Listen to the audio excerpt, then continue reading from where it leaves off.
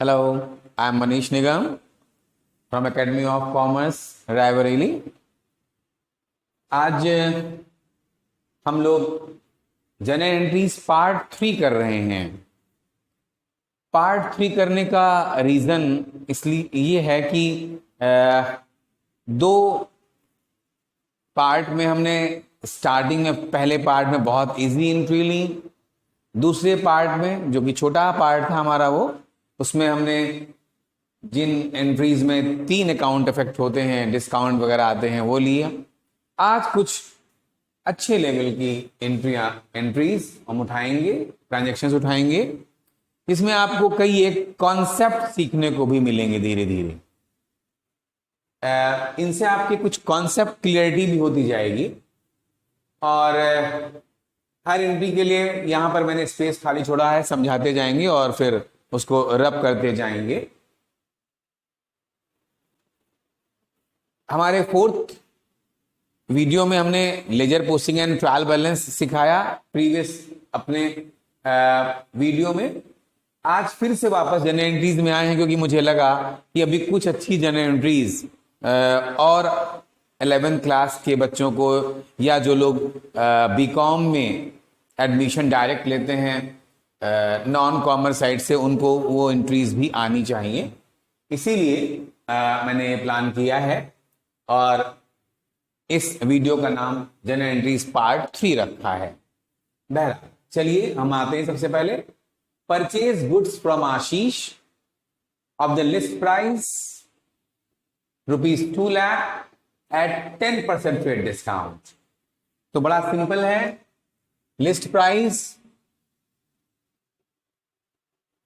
2 lakh minus trade discount at the rate 10% means 20,000।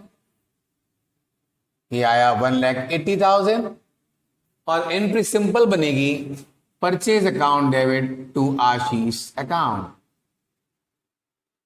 Purchase account debit to Ashish account और amount होगा 1,80,000।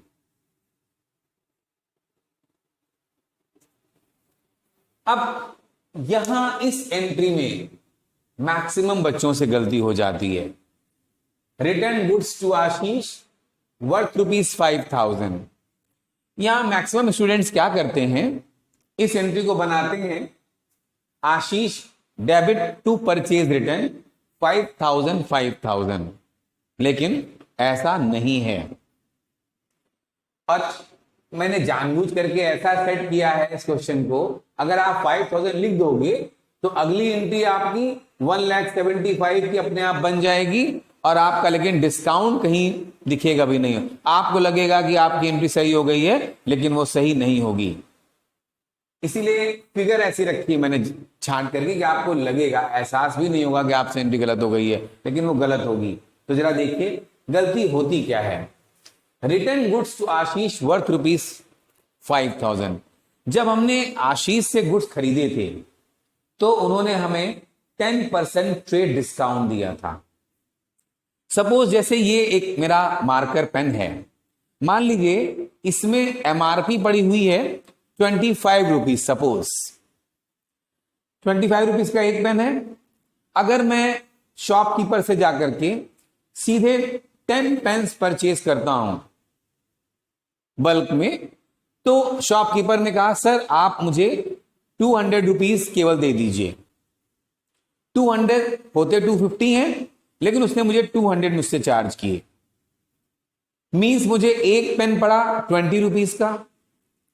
अब अगर by the way इसमें से एक पेन मान लो खराब हो गया और हम शॉपकीपर को वापस करने गए, सपोज वो मुझे पैसे वापस करेगा, तो वो मुझे 25 तो नहीं देगा ना, 20 देगा।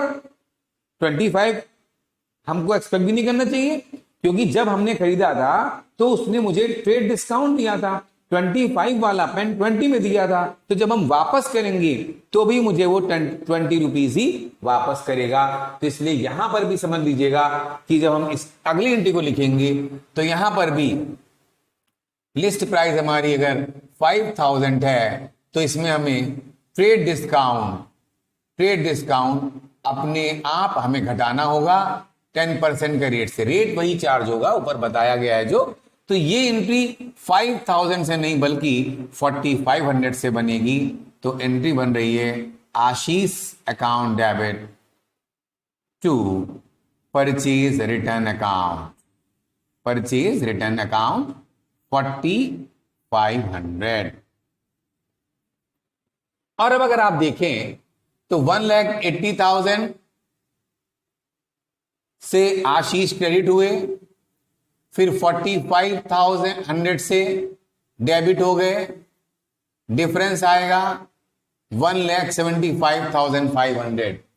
फुल सेटलमेंट है तो हमें पे करना चाहिए था 1,75,500, लेकिन हम पे कर रहे हैं केवल 1,75,000। मीन्स हमें 500 रुपीज का डिस्काउंट रिसीव हुआ। तो नेक्स्ट एंट्री क्या बनेगी? आशीष अकाउंट डेबिट 1,75,500। अकाउंट क्लोज करना है ना, तो इसको क्लोज करने के लिए हमें ये क्रेडिट करना होगा, डेबिट करना होगा इनको। तो ये हो गया हमारा आशीष account debit 1,75,500 to cash.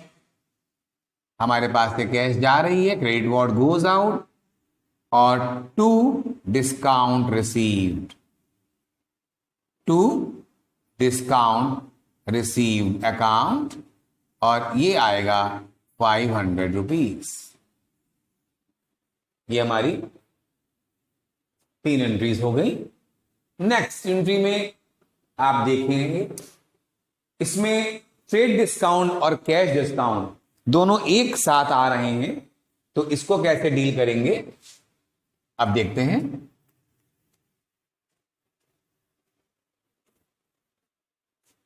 Trade list price है 80,000, list price 80,000 minus trade discount at the rate 10% means 8,000 minus कर दिया, वैल्यू बची 72,000। और हमने बताया था कि जो ट्रेड डिस्काउंट माइनस करने के बाद वैल्यू आती है वही परचेज में या सेल अकाउंट में जाती है। तो ये सेल की एंट्री है, इसलिए सेल्स अकाउंट में इसको जाना है। लेकिन यहां साथ में ट्रेड डिस्काउंट भी है, तो हम क्या करेंगे अब 72,000 का 500 निकालेंगे तो ये आएगा 3600। और अब हम अगर 72,000 माइनस 3600 करते हैं तो ये बच रहा है 68,400।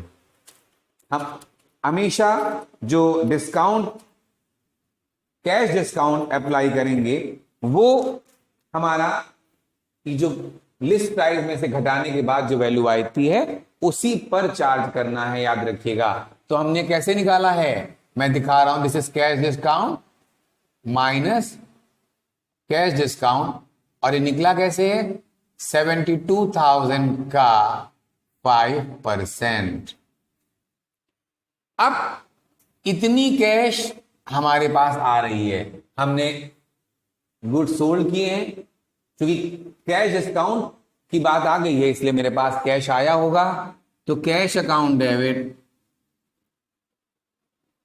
68,400,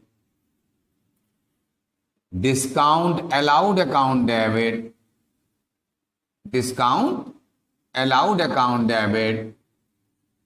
3600, और टू सेल्स अकाउंट, जब कैश हो गया है तो पुनीत का नाम नहीं आएगा, और टू सेल्स अकाउंट 72,000।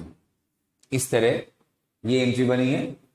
एक एंट्री और पास कर लेते हैं, फिर उसके बाद इसको रब कर देंगे, फिर इसे साफ साफ दोबारा यहां पर आपके लिए और लिख सकूं, 5 एंट्रियां इसके बाद बना लेंगे। Charge depreciation at the rate 10% on machinery costing rupees 5 lakh and on furniture at the rate 20% costing rupees 40,000।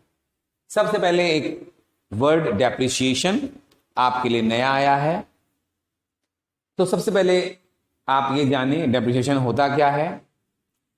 Depreciation means जब हम किसी एसेट को यूज करते हैं और एसेट को यूज करने से जो उसकी वैल्यू में कमी आती है, the value deteriorated by use और लैप्स ऑफ टाइम, टाइम बीतने से भी कमी आती है। इसका एग्जांपल देता हूं, अगर आप एक बाइक खरीद के लाए हैं, आप मान लीजिए आप और आपका फ्रेंड 2 लोग खरीद के लाए हैं बाइक एक साथ, आप रेगुलर उसको चला रहे हो, लेकिन आपका फ्रेंड जब खरीद के लाया उसके 10 दिन बाद ही वो कहीं बाहर चला गया, आउट ऑफ स्टेशन या अब्रॉड चला गया, और फिर 1 साल के बाद वो वापस आया, तो क्या आपके फ्रेंड की बाइक की वैल्यू में कमी नहीं आई होगी? बिल्कुल आई होगी। इट मींस आप ये कह सकते हैं कि एसेट में जो वैल्यू में कमी आती है वो यूज करने से भी आती है और टाइम बीतने से भी आती है, टाइम के लैप्स होने से भी आती है। इसीलिए डेप्रिसिएशन में दोनों चीजें शामिल रहती हैं, lapse of time and due to use also. तो दोनों चीजों की वजह से जो एसेट्स की वैल्यू में कमी आती है, जो एसेट डेप्रिशिएट होती है, उसी को डेप्रिसिएशन कहते हैं।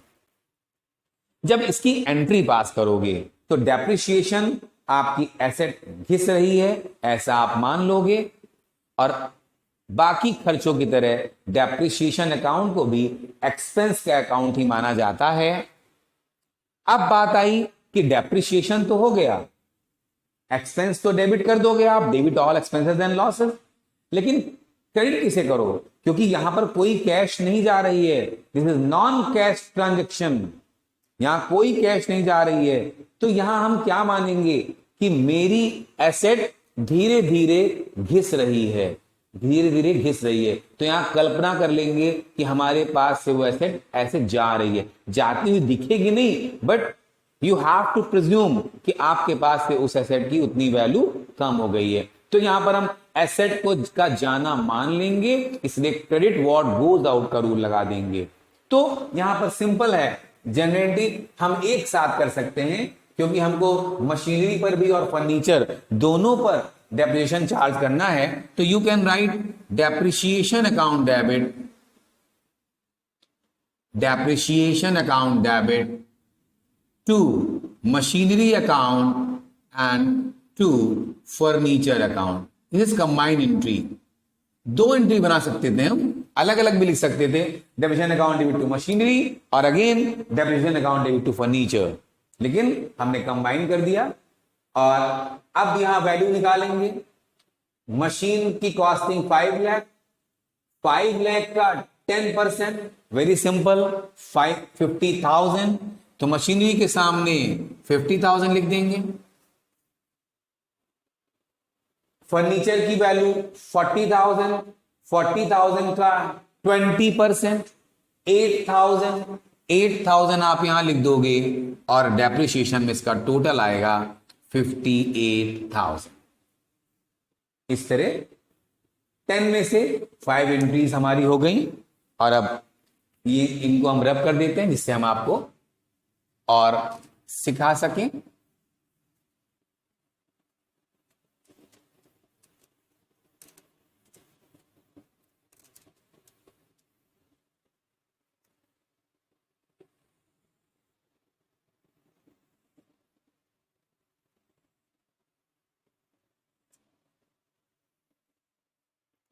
देखिए next entry, charge interest on capital eight the rate 12% on 10 lakh, on rupees 10 lakh.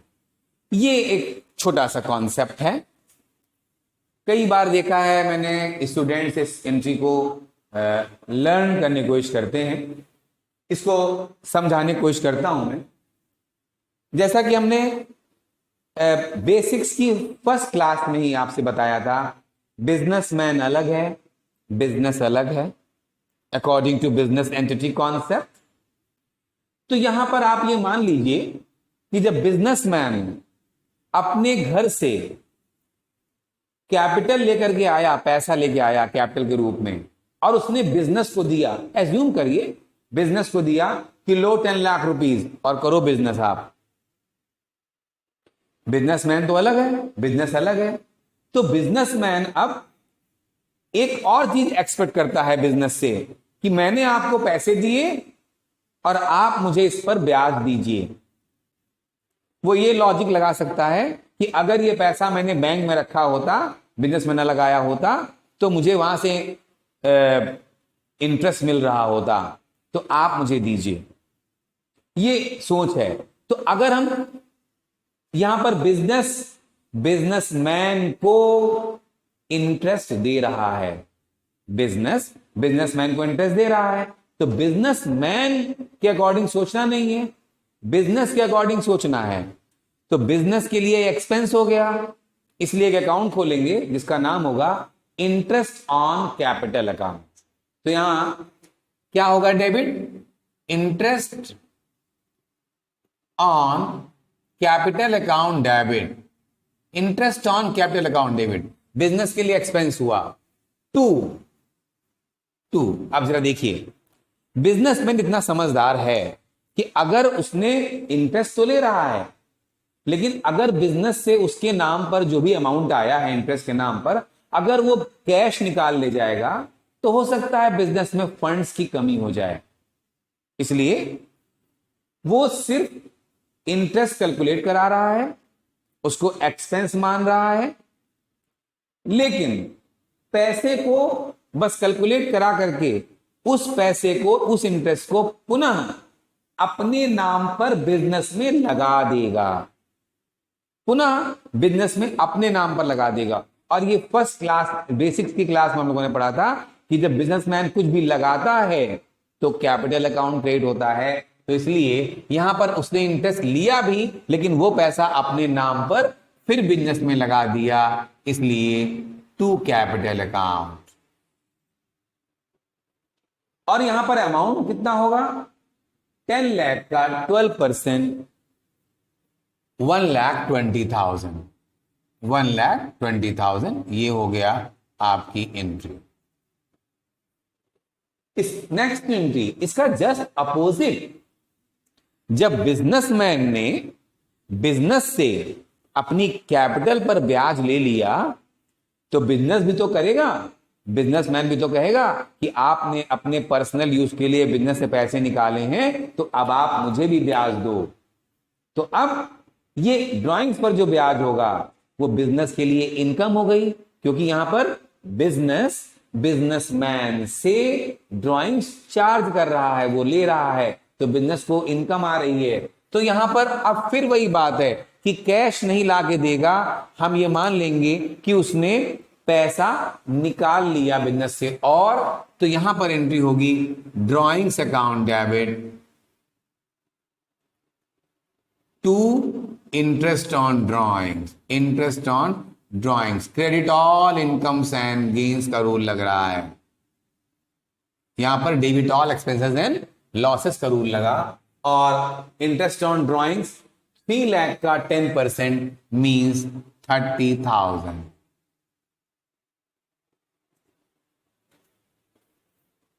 Next 8th entry क्या है भाई? देखिए, ये थोड़ी अच्छी एंट्री है और इसको समझना होगा ध्यान से, और इसको यहां पर रब कर रहा हूं मैं। परचेज गुड्स फ्रॉम निधि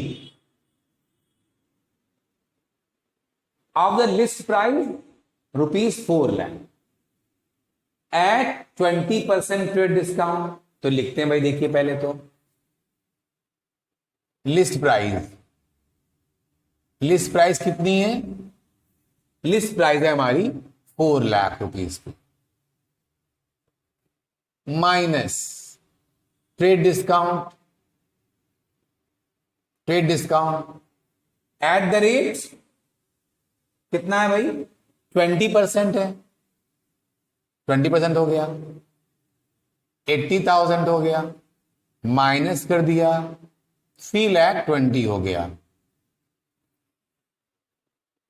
मैं बार बार रिपीट करता हूं कि ट्रेड डिस्काउंट माइनस होने के बाद जो वैल्यू आती है वो अगर परचेज की एंट्री होगी तो परचेज अकाउंट में जाएगा और सेल की तो सेल अकाउंट में। तो ये परचेज की एंट्री है, मींस ये वैल्यू परचेज अकाउंट में चली जाएगी भाई।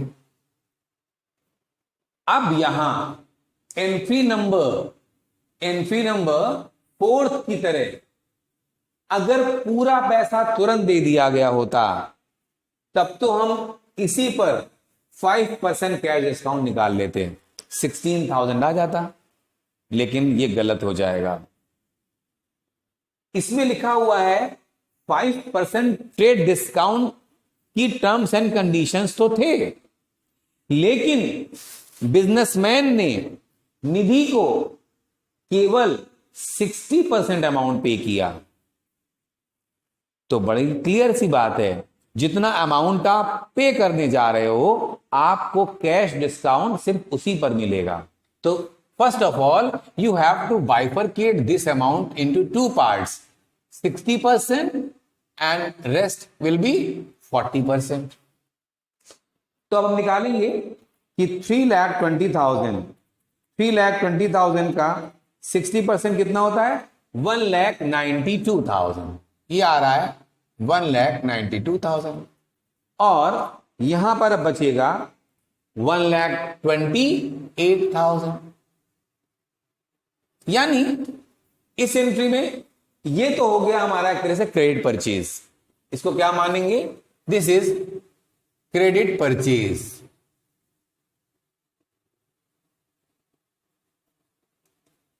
क्रेडिट परचेज, लेकिन ये हमारा कैश परचेज माना जाएगा, कैश परचेज माना जाएगा। लेकिन हमें टर्म्स एंड कंडीशंस के अकॉर्डिंग 5% का कैश डिस्काउंट मिलेगा, इसलिए 1,92,000 का 5% 9,600 रुपीज हमें डिस्काउंट मिल जाएगा। तो ये हमारा हो गया कैश डिस्काउंट, और हमें जो कैश पे करनी पड़ेगी वो केवल 1,82,400 रुपीज की कैश पे करनी पड़ेगी।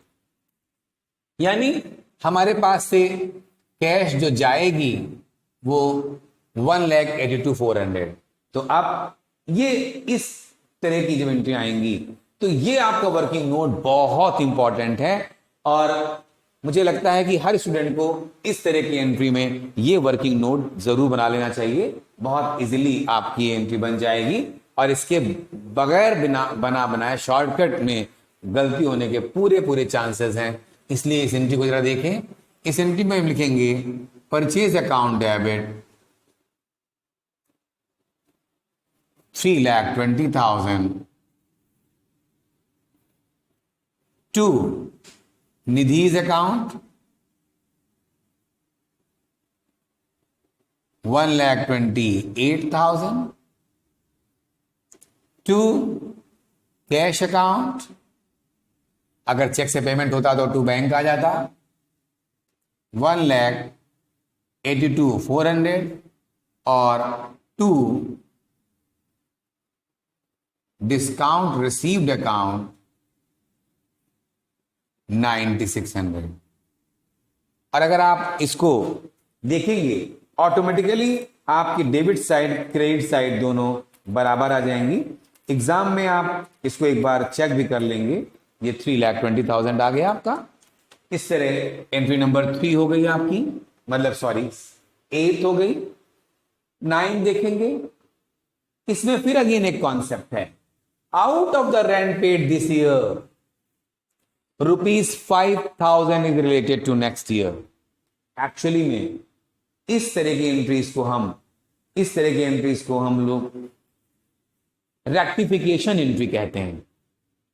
रेक्टिफिकेशन ऑफ एरर्स के चैप्टर में इस तरह की एंट्रियां आती हैं। यहां पर हुआ क्या है, बिजनेसमैन ने जो रेंट पे किया है अपने लैंडलॉर्ड को जब वो अपने अकाउंट्स क्लोज कर रहा है तो उसको ऐसा पता चला कि कुछ रेंट तो उसने ज्यादा दे दिया है, अगले साल का दे दिया है, एडवांस में दे दिया है। एग्जाम्पल के तौर पे सपोज आप रेंट देते हो अपने लैंडलॉर्ड को हर महीने, एडवांस में मान लो आप रेंट देते हो, मार्च के महीने में लैंडलॉर्ड आपसे कह रहा है कि मुझे थोड़ा आपके मकान का ही, मान लो इसी मकान की वाइट वॉशिंग करानी है, लेकिन मेरे पास फंड्स की प्रॉब्लम है, इसलिए आप मुझे 2 मंथ्स का किराया दे दो या 3 मंथ्स का किराया दे दो। तो आपने एक साथ 3 मंथ्स का किराया दे दिया, तो मार्च के साथ तो आपने हर मंथ का तो दे रहे थे, तो अप्रैल से लेकर के मार्च तक का तो किराया इस ईयर का हो गया, लेकिन जो आपने 2 मंथ्स का और दे दिया अप्रैल और मई का, इसे हम कहेंगे कि ये अगले ईयर का हो गया। तो आप लेकिन रेंट तो पे कर चुके हो, कैश तो चली गई है। तो जब आप इसको अपनी बुक्स में, अब आपके पास बुक्स में 14 मंथ्स का किराया, 14 मंथ्स का रेंट अकाउंट डेबिट हो चुका है, लेकिन हमेशा 12 मंथ्स के बारे में ही एक्सपेंसेस आने चाहिए। तो जो 2 मंथ का ये ज्यादा हो गया है उसे हमें केवल ठीक करना है, एडजस्ट करना है, रेक्टिफाई करना है। तो सबसे पहले तो अभी मैंने क्या बोला, रेंट अकाउंट 14 मंथ के रेंट से डेबिट हो चुका है, तो क्या करें हम, 2 मंथ्स का, जो हम मान लेते हैं हमारा 5,000 रुपीज रहा होगा, 2 मंथ्स के रेंट से इसको क्रेडिट कर दें। जब क्रेडिट कर देंगे तो ये अकाउंट अपने आप एडजस्ट हो जाएगा, ठीक हो जाएगा। ज्यादा डेबिट हो चुका है ना, तो उसको क्रेडिट कर देंगे, तो 2 रेंट अकाउंट होगा। अब डेबिट किसे करें, आपका लैंडलॉर्ड कोई आपको पैसे तो वापस करने वाला है नहीं, वो तो ले गया, तो कैश अकाउंट तो डेबिट हो नहीं सकता, कोई कैश यहां आ नहीं रही है, कैश तो जो जाना था चली गई। अब आपको अकाउंट खोजना है, तो आप क्या सोचोगे, आप यही सोचोगे ना कि आपका एडवांस रेंट मकान मालिक के पास रखा हुआ है, इट्स योर एसेट। 2 महीने किराया आपका मकान मालिक के पास, लैंडलॉर्ड के पास रखा हुआ है, तो इट्स योर एसेट। तो एसेट के अकाउंट हमेशा डेबिट होते हैं, तो इसीलिए यहां पर 2 नाम में से कुछ भी आप लिख सकते हो, एडवांस रेंट अकाउंट डेबिट और प्रीपेड रेंट अकाउंट डेबिट। तो यहां पर हम क्या करेंगे, एंट्री बनेगी prepaid rent account debit, prepaid rent account debit to rent account. इससे क्या हो गया, आपका जो रेंट अकाउंट ज्यादा डेबिट हुआ था वो बुक्स में आपकी ठीक हो गया, एडजस्ट हो गया, और आपने अपनी बुक्स में ये मान लिया कि आपके 5,000 रुपीज लैंडलॉर्ड के पास रखे हुए हैं, देन इट्स योर एसेट। और अब लास्ट एंट्री में परचेज्ड मशीनरी फॉर ₹7,000। यहां पर भी समझिएगा, इस एंट्री में भी बच्चे कुछ गलती कई बार कर जाते हैं। इस एंट्री को बताने के पहले एक कॉन्सेप्ट और बता दूं कि जब कभी भी हम कोई एसेट परचेज करते हैं, न्यू हो या ओल्ड भी हो सकती है। अगर ओल्ड मशीनरी खरीद रहे हो तो उसकी रिपेयरिंग में जो फर्स्ट टाइम खर्चे होते हैं वो भी हम एसेट में ही डाल देते हैं। जैसे आप अगर कोई सेकंड हैंड कार लाए और कार मान लो 2 लाख रुपीज की आपको पड़ी, लेकिन 50,000 रुपीज उसको रिपेयरिंग कराने में ठीक और लग गए, तो आप यही तो बोलोगे ना, आपको कार वो नेट कितने की पड़ी, 2,50,000 की, तो उसी में कॉस्ट आप जोड़ देते हो। तो इसलिए जो फर्स्ट टाइम जो ओवरहॉलिंग वगैरह खर्चे होते हैं सेकंड हैंड एसेट के, वो भी ऐड करे जाते हैं। बहरहाल कॉन्सेप्ट ये है कि जब कभी भी कोई एसेट आप परचेज करते हो तो एसेट को खरीदने, उसको लाने, आपके वेन्यू तक जहां भी आपको एसेट लगाना है या यूज करना है वहां तक लाने, और उसको इंस्टॉल करने तक के, इंग्लिश में एक बोला जाता है वर्ड पुट टू यूज, उसको यूज करने के लायक बनाने तक के सारे एक्सपेंसेस उसी एसेट्स अकाउंट में जोड़ दिए जाते हैं, एसेट्स अकाउंट में ही जोड़ दिए जाते हैं।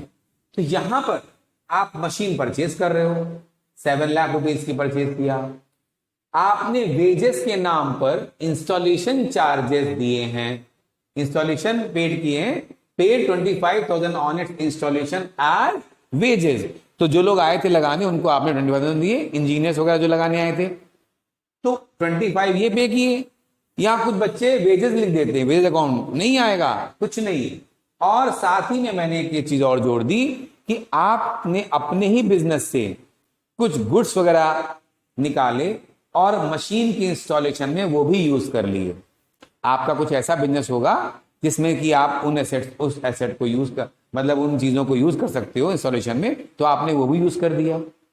अब यहां पर फिर वो बात एक बार रिपीट कर रहा हूं कि एसेट्स को लगाने में, इंस्टॉल करने में जितने भी खर्चे होते हैं सब एसेट्स में ही जोड़ दिए जाते हैं। इसलिए यहां पर अकाउंट क्या डेबिट होगा? मशीनरी अकाउंट डेबिट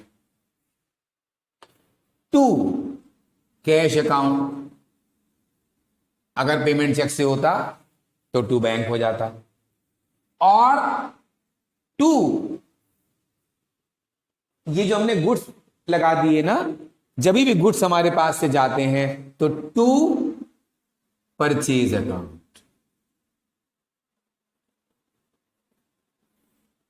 अभी मुझे लगता है कि मुझे एक और वीडियो आपके जनरेटिव के लिए बनाना चाहिए। पार्ट 4 हम लोग फिर करेंगे। कुछ और एंट्रीज मेरे मन में है जो आपको आनी चाहिए, तो मैं उसको भी नेक्स्ट अपने वीडियो में सिखाऊंगा, तो जिससे कि आपका करीब करीब पूरा जनरल एंट्री का आपका कॉन्सेप्ट हो जाएगा। और जनरल एंट्री तो बहुत हो सकती हैं, लेकिन एक एलिमेंट्री बेसिक्स में जो एंट्री आपको आनी चाहिए वो मैं बता रहा हूं। यहां पर मशीन में 7 लाख प्लस 25,000 प्लस 15,000, ये हो गया 7,40,000। पूरा 7,40,000 हमारा मशीन में आ जाएगा। मशीनरी अकाउंट डेबिट पूरा 7,40,000। यहां पर ध्यान दीजिए, मेरे पास से कैश कितनी गई है? 7 लाख रुपीज मशीनरी के नाम पर और 25,000 वेजेस के नाम पर हमारे बिजनेस से कैश गई है। तो कैश में लिखेंगे 7,25,000 debit, credit what goes out. और गुड्स कितने के गए हैं? Goods again credit what goes out. देखिए, याद करिए, अपने बेसिक के लेक्चर में मैंने एक बात कही थी, और वो ये कि purchase sales, purchase return, sales return में रियल के रूल कभी फेल नहीं हो सकते। और यहां पर इस एंट्री में परचेज अकाउंट में नॉमिनल अकाउंट का रूल फेल हो रहा है, अच्छे से नहीं लग सकता। यहां पर आपको क्रेडिट व्हाट गोज आउट का ही रूल अप्लाई करना पड़ेगा, क्योंकि क्रेडिट किया है परचेज अकाउंट को हमने, यूज करने से मेरी कोई इनकम तो नहीं हो जाती ना। Credit all incomes and gains का रूल तो लगा ही नहीं सकते। इसलिए यहां पर हम कह सकते हैं कि इस एंट्री में परचेज अकाउंट में नॉमिनल अकाउंट का रूल नहीं लग पा रहा है, यहां पर रियल का रूल ही लग रहा है कि गुड्स बिजनेस से जा रहे हैं, हम यूज कर रहे हैं ना उसको इंस्टॉलेशन में, तो बिजनेस से गुड्स निकल के जा रहे हैं बहरहाल, तो क्रेडिट व्हाट स्टॉक से निकल गया तो क्रेडिट व्हाट गोज आउट।